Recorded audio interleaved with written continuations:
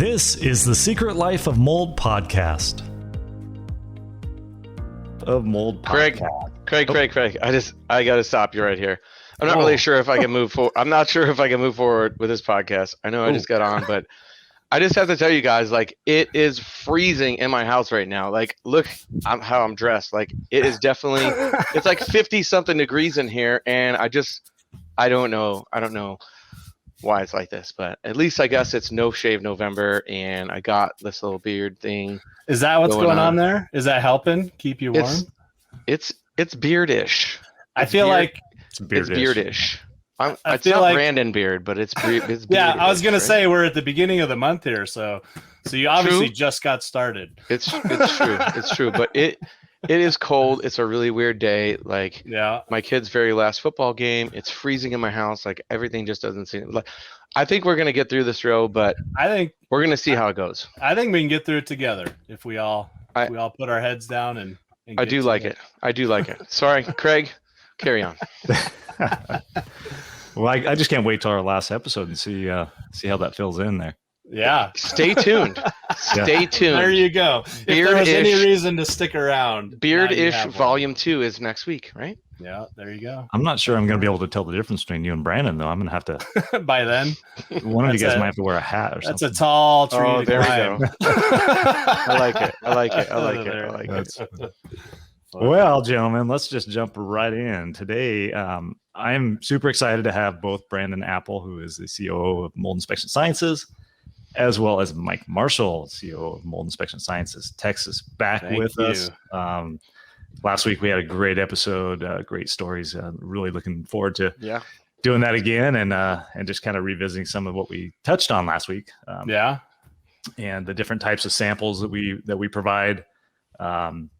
We want to dive into the standard sampling, which is what we perform on a regular basis, and just really kind of get an idea of what the benefit is and the importance of testing and sampling is. We call it sampling. It's microbial laboratory analysis. We're gonna get into the different types that we provide and the importance of those. So let's just jump right in, gentlemen. Yeah, I'm excited. Definitely. Right, definitely. Thanks for having us again.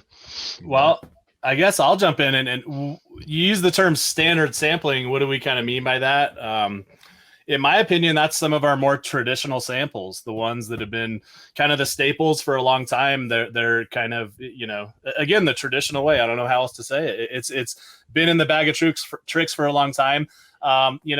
As with everything, there are, positives and negatives to each type of sample. Or I shouldn't even say negatives, just more so, they're not any of them. None of them are a tell-all, let's say. So it's important to understand what each one is and what it tells us. And on the flip side of that, what does it not tell us? So, but again, traditional sampling, standard sampling, that's what we're going to dive into today.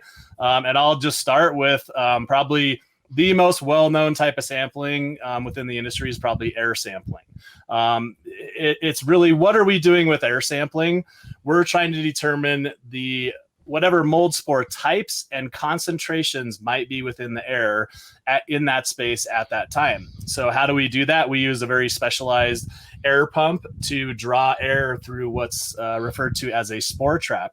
And a spore trap, I kind of just refer to it think of it as like a filter. It's going to collect particulate from the air. Included in that would be mold spores and things like that. So in environments where, we're, for example, trying to find a hidden mold source, we would utilize air sampling. If those counts were to, for example, come back really highly elevated in combination with excessive water damage, excuse me, that would be indicative that we have a potential hidden mold source there. Also, another really common scenario is we have visible mold and we want to know, hey, is this mold affecting air quality? And if so, to what degree?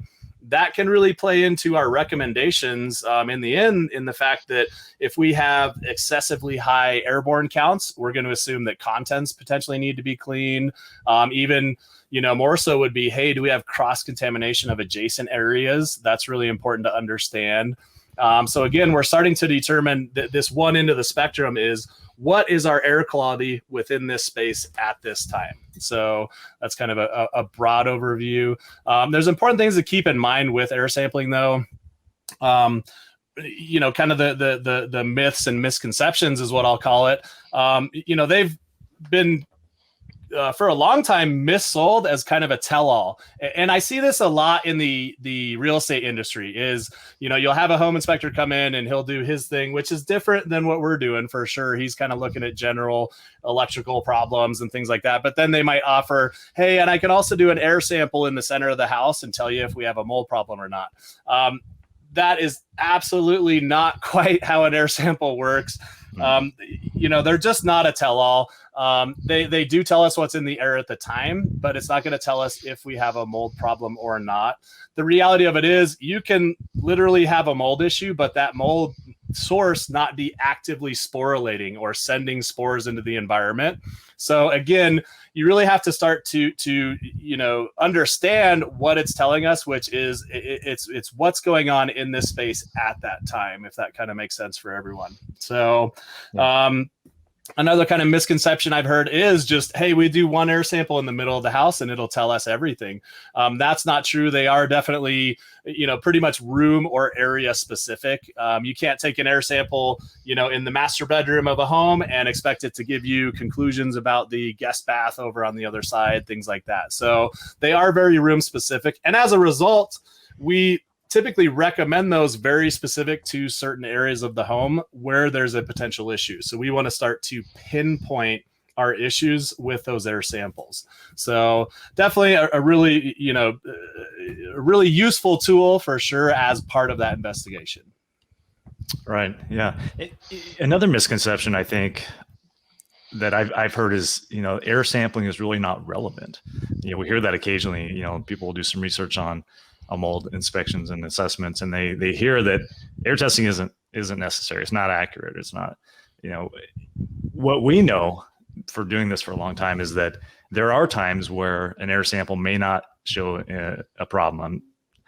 Exactly like you said before, Brandon, as far as, air testing doesn't always pick up spores if the colony of mold is not sporulating.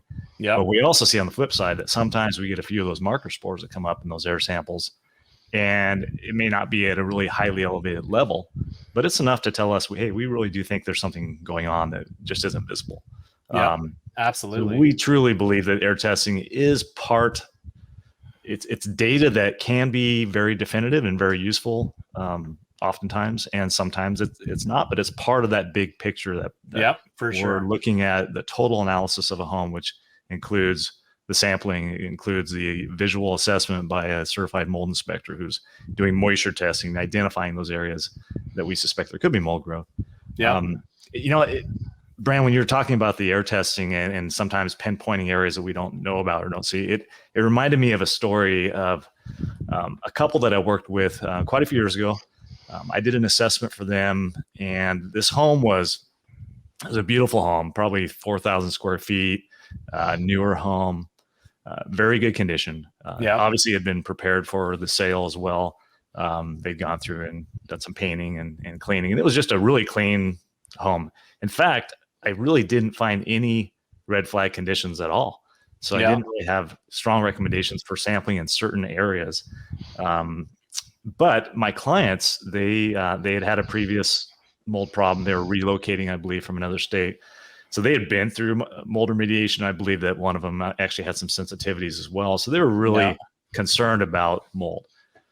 That's why they brought us in. Even though I didn't find any suspect areas, they wanted some air testing in the home. And I said, sure, let me know, what you want to do. I kind of gave them some ideas of good locations for a representative sample, or what we call a screen for mold, which is several. They ended up doing about 8 air samples, and I was kind of blown away. We got the results, and the lab results they were just very definitive in the fact that there's highly elevated mold spore counts in every single one of those air samples. Wow. No doubt. And I'm just like scratching my head, like, well, now what do I tell them? Because I have no idea for where it's sure. at. And the reality is, they went back to the seller, and the seller didn't believe. They thought that the air testing wasn't accurate, and there couldn't be mold in this home. It's perfect, And they even brought in their own consultant and did a visual inspection. They didn't do the testing like we did, but they did a visual inspection. They're like, no, this home doesn't have a mold problem. Well, clients decided that, they, without the seller willing to really dig deeper and figure out what's going on, that they weren't going to move forward with the sale, and they didn't. It killed the deal, so to speak. But I worked with them again. They brought me in on another home, and they actually told me that they found out later on that the home had significant water intrusion through the windows. So the builder, they had a construction defect in the installation of the windows, and it was allowing water to seep in. But it wasn't enough volume of water to show itself on the inside as showing for water damage or even moisture, really. Yeah, no doubt. But just one of those examples of, had they not done that air testing, they would have bought somebody else's problem, and potentially it could have made them sick without even knowing for quite a while that there was actually a mold problem per se. Yeah, so no doubt.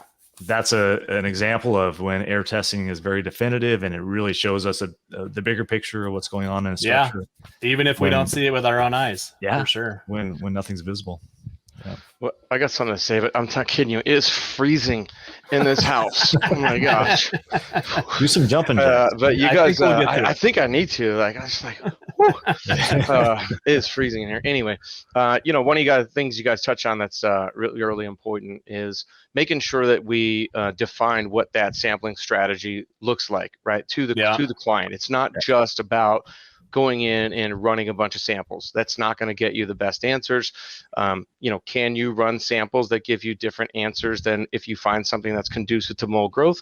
Absolutely. And especially, when you have a client reported issue and you explain that to them, like, hey, I wouldn't normally have recommended a sample in here. However, you reported these things to me. And, it's all about that sampling plan, right? Going in with a strategy and not just coming in. There was that, 60 minutes or something like that on mold investigations. And one of the guys that was on there, they nicknamed the sampler, right? And like his strategy was to just come in and like, oh, what's going on in your house? Oh, yeah, well, we have these things. All right, well, we're just going to run, 31 samples throughout these areas or whatever. And then if any of those come back, then I'll come back and investigate those areas. Like, it's like the exact opposite of what you should do. Yeah, right? exactly. Like you come in and you do the investigation and you find out, areas that are conducive to mold growth. Yeah. And then we come up with the sampling strategy. It's like not this like predetermined strategy based on square footage or number of rooms. Right. And that's the key term, strategy. It is based on what we're finding, and we are, pinpointing, hey, this is why I'm recommending this type of sample in this environment. That's the key term for sure. Yeah, so, exactly. Yeah. And, I think that's one of the things, both of our companies kind of pride themselves on is, doing the right thing because it's the right thing to do. And every home is just so different. You have to come up with that specific individual, unique strategy for every single home and every single situation. There's not this like cookie cutter method that this is going to cover every situation where, I've seen in the past, some other assessors that we come in on the backside of have kind of done that, and we get called in to come clean up the mess, right? Yep. So anyway, more often than I'm going to stay warming up over here, and you guys continue on. Keep with it, Mike. We're going to start doing some jumping jacks. Don't let it. I'll try. I'll do my best. Absolutely. That won't be a distraction at all, Mike. Yeah. No Yeah. For sure. All right. Well, let's move on to the next type of sampling, Brandon. Surface sampling. Yeah, surface sampling. That one is really commonly used, is very, very beneficial. Surface sampling, what is that most commonly used for is when we visually see what appears something that might be mold growth, and we're going to try and really get some of that and transport it to the lab in one of the various methods of collection. Surface sampling, there's really three most common methods, I would say. The best for the lab definitely is what's considered bulk sampling. Now, that's a bit destructive. We would literally need to cut a piece of that material that contains what we think is mold and take that from the property and then transport it to the lab. Why is that a really good way of doing it? I think in the last episode, we kind of joked about us geeking out on stuff. Well, when we can send a bulk sample to the lab, those technicians, they're looking at it in its, true form. It's, hey, this is what it looked like in the house, and I get a whole piece of it in my lab. And, they kind of geek out on that because it's going to be the most accurate way for them to analyze that sample. So those are really great, not always relevant or possible. We don't just randomly cut into people's drywall and stuff like that if it's not the right scenario. Another really common type would be tape lift sampling. It's pretty much like it sounds like. We use a somewhat specialized piece or a tape lift that actually we place onto the material, and that's going to grab some of that potential mold growth. We put that on a slide and then send that into the lab from there. So that's another really good method. Another really common one would be what's considered swab sampling. If you think about it, it's kind of like a sanitary Q-tip where we're placing that on the potential mold source and collecting as much of that as we can. Then that's put into a transportation media, and we ship that off to the lab. And then from there, they're going to start to they're going to tell us, hey, this was or wasn't mold, and if it is mold, what type of mold it might be. As I'm sure you guys can imagine, the type of mold can really differentiate our recommendations. There's definitely lots of different types of molds, and depending on substrates and things like that could really change our recommendations. But also a really important thing to remember is just because it might look like mold, it doesn't necessarily mean it's mold. I know we briefly touched on that on the last episode, but even us as trained inspectors, there's a lot of dust and debris and lint and things like that can really just have the patterning, have the look and the appearance of mold. But us not having microscopes for eyes, we really rely on the lab to definitively say if it is or isn't mold. So really a super important part of the process is, hey, is this in fact mold, and if so, what type might it be? So really good sampling right there to keep in mind. Yeah, that's an important point you just hit on right there with, us and you talking about the other side of things when we get negative results. Because when we see an area that has mold-like substance or what we determine to be a mold-like substance, we recommend a surface sample, and then we also recommend an air sample in that area.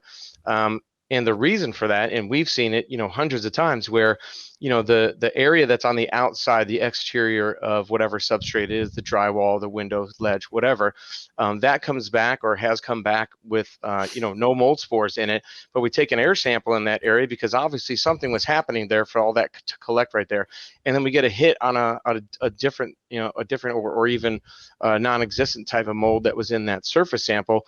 And that, kind of is the precursor to, hidden mold growth, something sporulating in that area that, what we're looking at is not exactly, what is in the air sample, or maybe it's a little bit of both, right? Yeah. So you get a hit on, penicillium and aspergillus in a surface sample, but you get a hit on penicillium, aspergillus, and chaetomium in your air sample. You're like, oh, we likely have, somewhat of a bigger problem here that we need to do some further investigation. And, how many times have, the remediation contractors went in under our work plan or protocol, and they open up that area of the wall, and it's a much bigger problem, behind surfaces than it was on the surface of, what we were actually looking at. So, it's kind of one of our best strategies is using those two types of samples collectively to get them the answers. Because, if you just took the surface sample for its worth and said,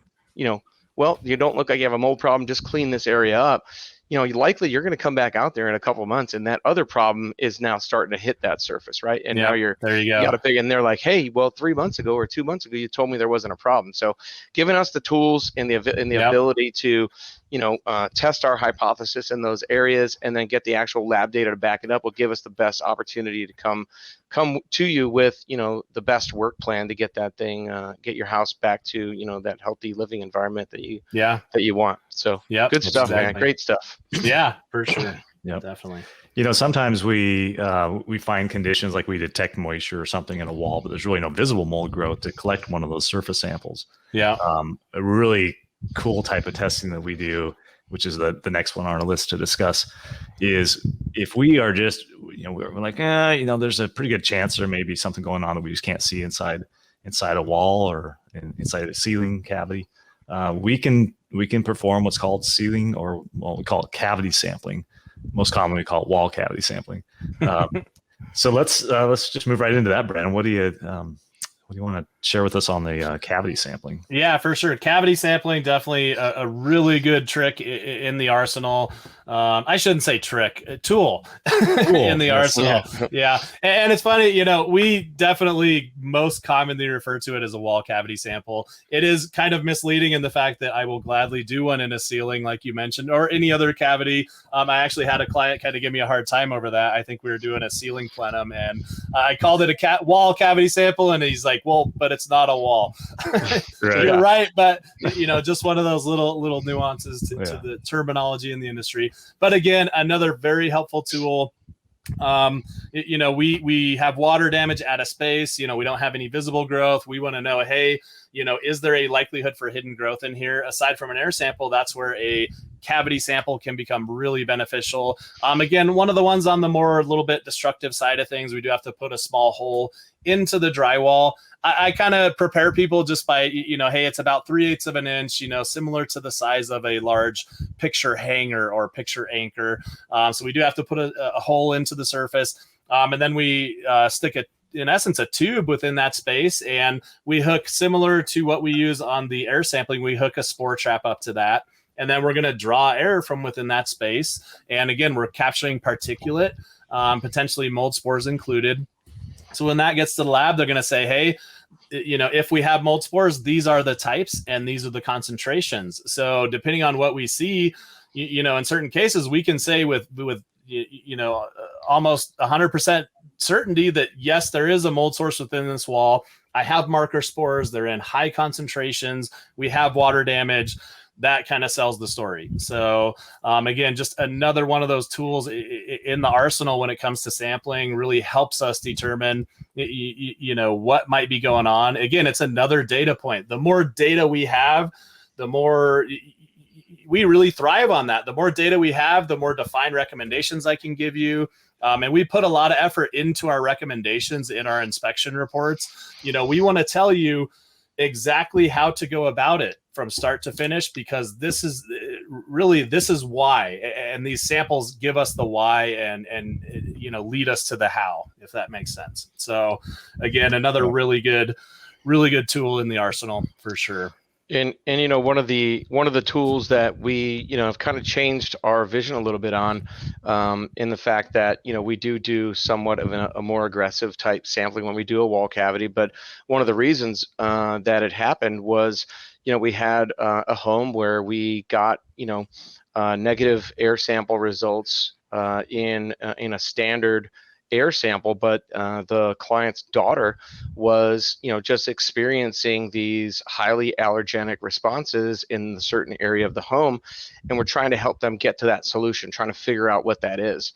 And so we ended up taking a wall sample and did it exactly that way, and it uncovered a ridiculously high level of chatomium inside that wall. Now it wasn't getting wet, wasn't affecting the indoor air quality except in certain situations. So maybe there were some small disturbances in that bathroom. Kids are in and out, they're banging different things, slamming the cabinet door, whatever, and it's kind of disturbing those things. And then the daughter, because she was so hyperallergenic to that specific mold, or in that area, she was sensing, she was picking that up, right? And it was actually really affecting her. So we were really happy that we decided to go with come back and do the wall cavity sample and figure that out, because it really helped us develop that plan, where sometimes and again, it just goes back to we're looking for the best solution for to keep things inexpensive for the client. We're going to want to start with the lowest common denominator and trying the least amount of sampling. And if that's not getting us to the answer and the situation persists, then we need to dive deeper. We need to figure out what that is, and that's exactly what we did. And so, the wall cavity sample and the way we take it now really was beneficial in uncovering that. And so, it's, again, like you said, it's just another tool in your arsenal. Do you always default to using a wall cavity sample? No, that's not the first step normally, but it is one of the steps that we can use if we're still not getting the answers and getting that home to exactly where we need to get it to remove and build back, right? So no doubt. Yeah, that's a great stuff. example. Just wanted to share that. Yeah. Yeah. And that's what's, I mean, literally, if you guys had not done that cavity sample, that little girl would probably still be affected because there was nothing else visible, right? You didn't. Yeah. I mean, we had really a little bit of what else water was going on. damage, so we recommended a sample. And then, that sample came back okay, just because, like Brandon said, at different times, more mold decides to sporulate or not sporulate. And we weren't picking that up in the air sample. And, super happy that, our project management team and our consultant got together and said, you know what, I think we need to do, we actually did a couple wall cavity samples in that area and just see what we get. And then, and if we don't get anything on those, we go to the next step. We just don't stop there. We just continue down that path, and we're going to get there, No doubt. For sure. Absolutely. Cool. Well, Brandon, let's chat about dust sampling. Yeah. Dust sampling, that's really been beneficial for us over the last, I would say 3-4 years. Actually, it was kind of introduced to us by one of the better known IEPs in the industry, Michael Schranz. He's definitely, if you don't follow him or his podcast, definitely recommend it. We've actually had him on the show previously, so definitely check that out. But really, one of the guys that I look up to for sure, but he introduced us to dust sampling, in essence, for direct examination. And really, when are we using that? It's really one of the most beneficial ways, I would say, is related to contents. We want to know if the surfaces and or the contents within a space are contaminated with some of those, quote unquote marker spores that we talk about a lot. Are we getting, spores of Stachybotrys or Chaetomium, things like that. So really beneficial in the fact that I like to use the example of like upholstered items. We can vacuum those items and collect dust from within them and then have them analyzed for the presence of some of those, spores that might lead us to say that this environment is contaminated. So that can be really beneficial on the initial investigation. On the post-clearance end, we definitely incorporate those into our, in essence, our SIRS protocol, which is for some of our more hypersensitive clients. A normal post-clearance, it's going to involve visual assessment of the space, moisture detection, also, air sampling. That's kind of a minimum on the post-clearance. But we then go this next level on these post-clearance scenarios with a dust sample. We're literally going to use an electrostatic cloth throughout the space and collect any potential particulate.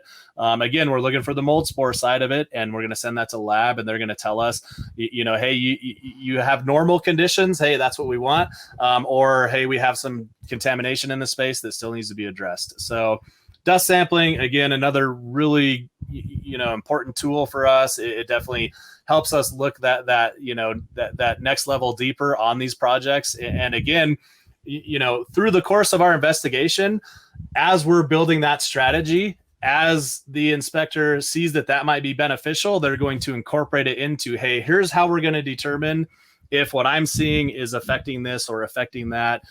You used the term earlier, Mike, we're trying to confirm our hypothesis. That's the inspector's job, is start to form a hypothesis of what's going on.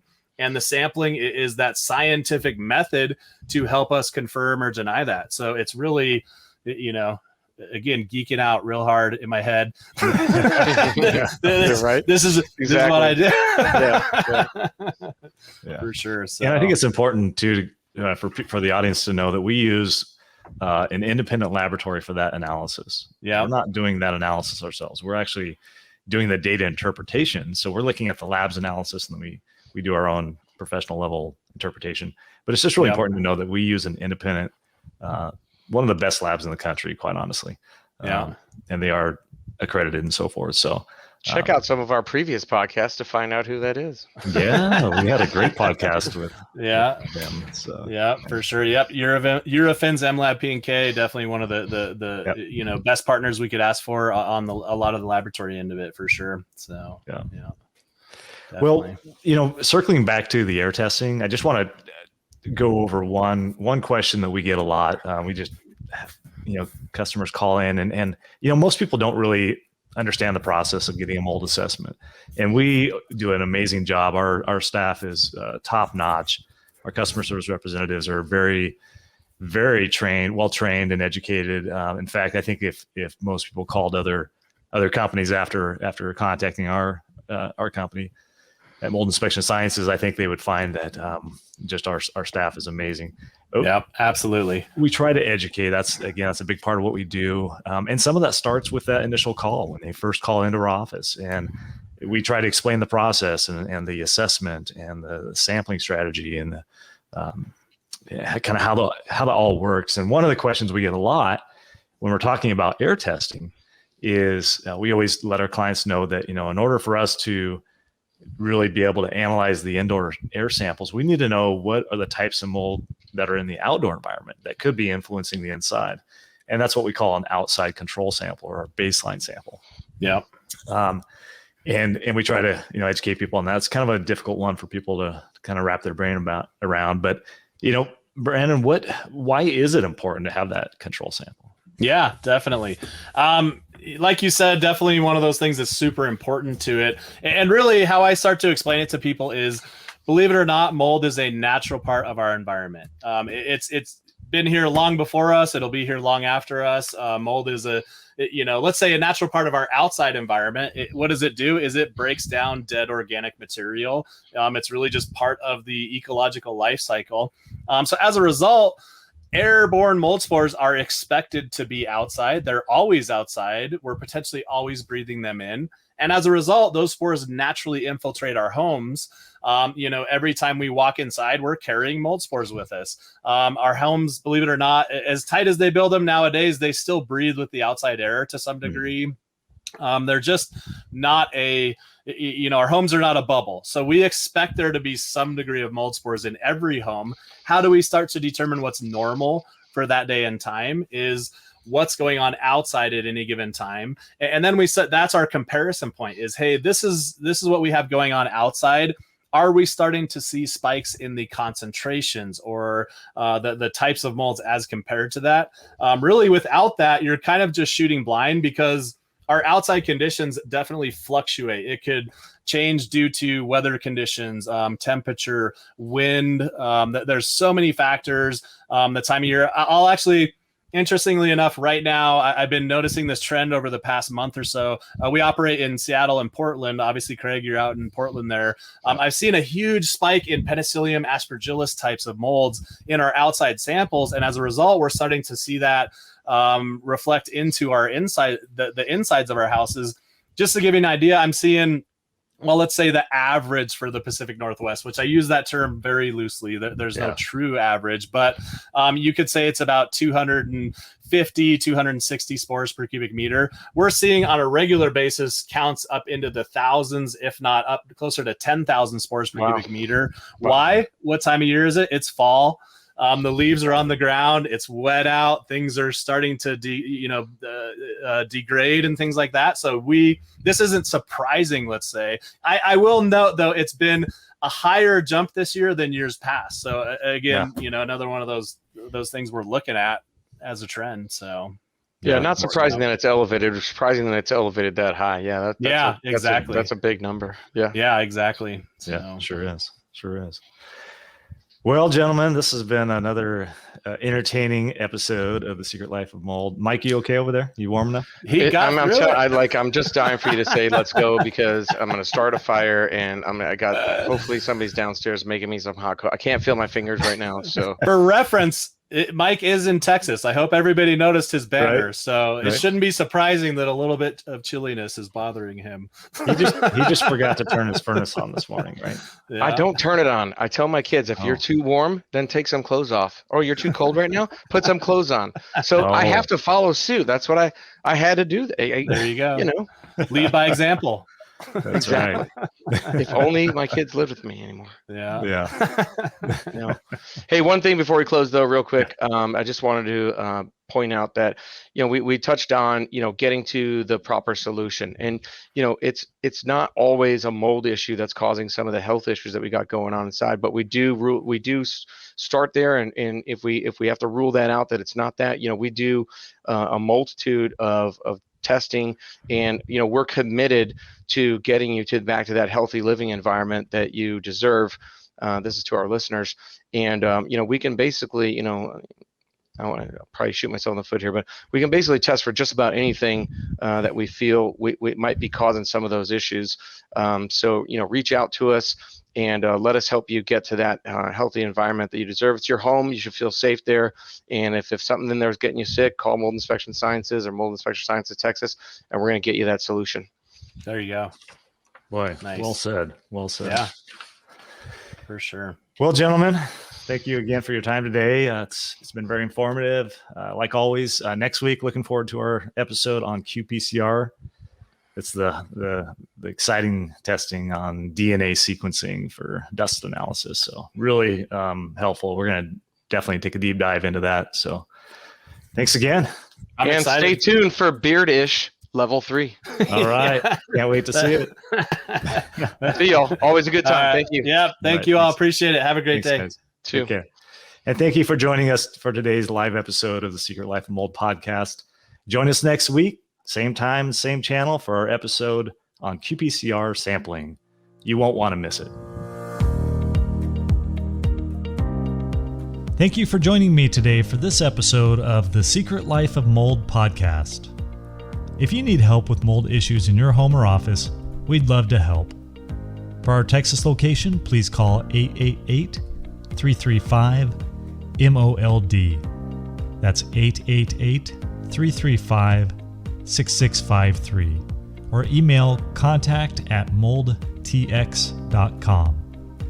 For our locations other than Texas, reach out to our customer care team at 800-619-MOLD. That's 800-619-6653. Or email us at contact@moldsci.com.